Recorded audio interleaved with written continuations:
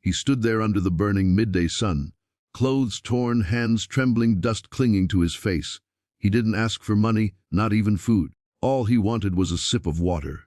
But when a group of bikers pulled over beside him, what happened next silenced everyone watching.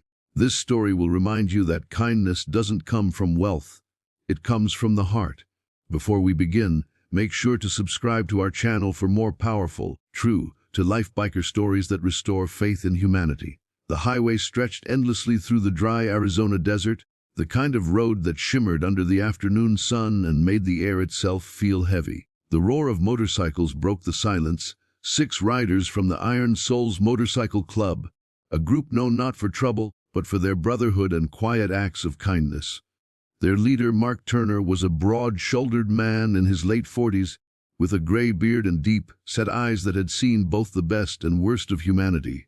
They were heading toward Tucson for a weekend charity event, something they did often. Rides for veterans, school fundraisers, local shelters. But that day fate had a different plan. As they cruised down the long stretch of Route 89, one of the bikers, Leo, noticed a figure walking by the side of the road. The man was barefoot, his clothes torn, and his face pale under the relentless sun. He carried nothing, no bag, no bottle, not even a hat to shield his head. Just a man and a broken shadow beneath him. "Pull over." Mark signaled with his hand, slowing his Harley and rolling to the shoulder. The others followed, the sound of their engines fading into the dry wind. The man stopped walking when he saw them. His eyes, tired but alert, met Mark's.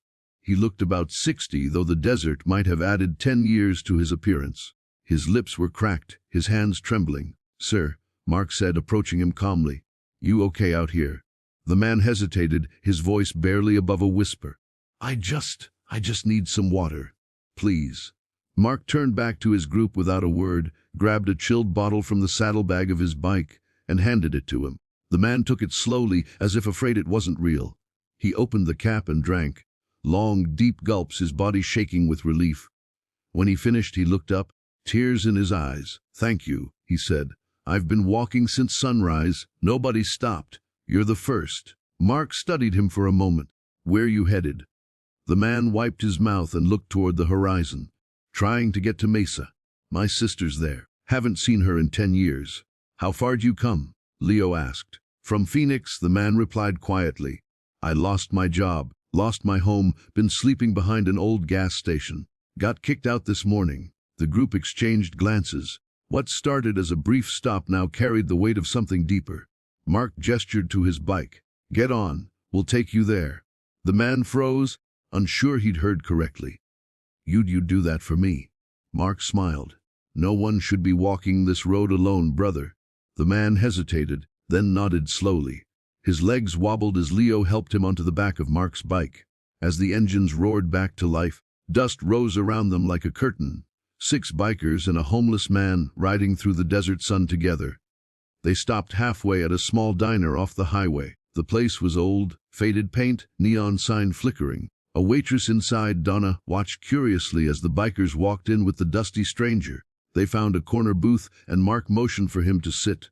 "Order anything you want," Mark said. The man looked nervous. "I can't pay. I don't have." "It's on us," Mark interrupted. "Don't worry about that." He looked down, hands trembling. "Nobody's ever done that for me." As the food arrived, a simple burger, fries, and a glass of cold water, the man ate slowly at first, then hungrily. The waitress, who'd seen all kinds of people come through her doors, noticed something different that day. The way these rough-looking bikers treated the man with quiet respect, not pity. When he finished eating, he leaned back, wiping his eyes. "You fellas don't even know me?" he said. "Why are you helping me?" Mark smiled.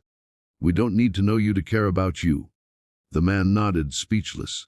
But then his eyes turned distant. "My name's Henry. Used to be a mechanic. Had a wife, a boy. Lost them both 5 years ago in a car crash. After that, I stopped trying, just drifted."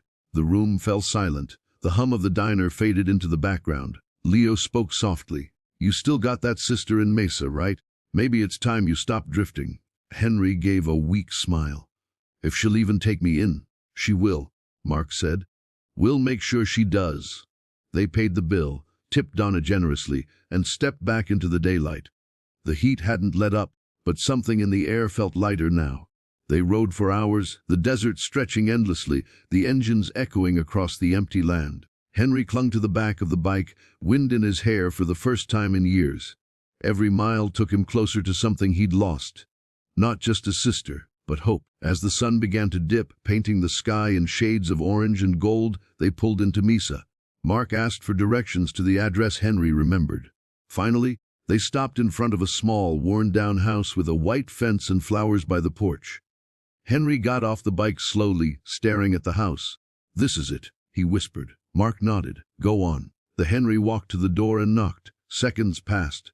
Then the door opened, a woman in her 50s, apron on, eyes widening as she saw him. "Henry," she whispered, her voice breaking. He nodded, tears already streaming down his face.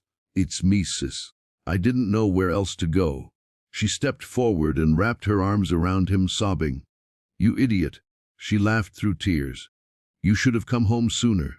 The bikers stood quietly by their bikes, watching the reunion. Mark felt something tighten in his chest, the kind of warmth that doesn't need words. Henry turned back to them. "I don't know how to thank you." Mark smiled. "You already did, brother. Just keep going." His sister waved them inside for dinner, but Mark declined. "We got miles to ride. You're home now." As they started their engines, Henry's sister called out, "Who are you men?" Mark looked back. "Just riders who believe kindness still matters." They rode off into the sunset, engines humming like a promise. But the story didn't end there. A few weeks later, Mark received a letter at the Iron Souls clubhouse. It was from Henry. Inside was a photo, Henry and his sister standing in front of the same diner, smiling. On the back, a message read, "You didn't just give me water. You gave me back my life." Mark passed the photo around the table. No one said anything for a long time. Finally, Leo broke the silence. "Wes, sometimes all it takes is one small stop." Mark nodded. "One stop, one act of kindness, and everything changes." And the brothers raised their glasses in a quiet toast. Outside, the sun dipped behind the horizon, and the road called again. But that day, every one of them carried something new, a reminder that compassion doesn't need an audience. Just a moment, a heart, and the courage to care. And that's how a simple request for water turned into a story that none of them, or Henry, would ever forget. Because sometimes, it's not about grand gestures. It's about stopping, listening, and being human. Tell us in the comments, from which part of the country are you watching this story? And don't forget to subscribe for more real-life biker stories that prove kindness is the strongest engine of all.